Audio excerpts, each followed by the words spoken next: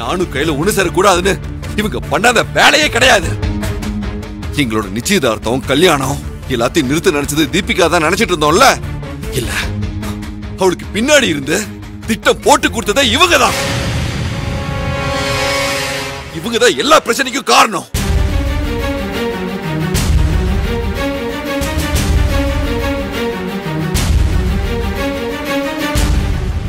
கையில மிரட்டி இருக்காங்க, அவளை கொல்ற அளவுக்கு துணிஞ்சிருக்காங்கப்பா.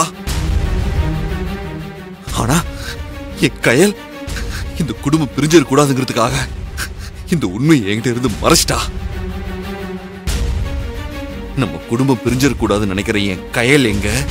பெத்த புள்ள கிட்ட இருந்து பொண்டாட்டி பிரிக்க திட்டம் போடுற இவங்க எங்க?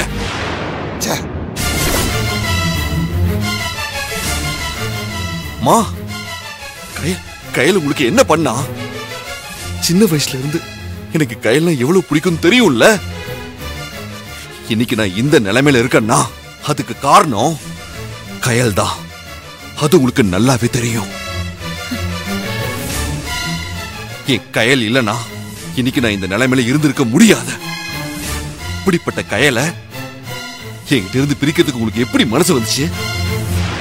எப்படி மனசு வந்துச்சு? எப்படி வந்துச்சு?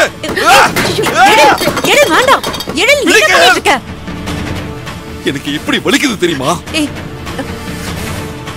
இவங்க மேல நான் எவ்வளவு பாசம் வச்சிருந்தேன். ஆனா இவங்க எனக்கு பண்ண துரோகத்தை என்னால ஏத்துக்கவே முடியல. நம்ம நம்பினவங்க நமக்கு துரோகம் பண்ணும்போது அந்த வலி எப்படி இருக்கும்னு என்னால இப்பதான் உணர முடியுது.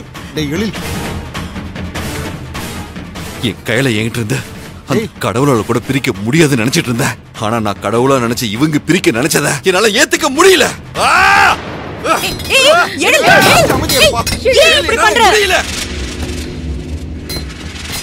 என் ஒட்டுமொத்த நம்பிக்கையும் போயிருச்சு.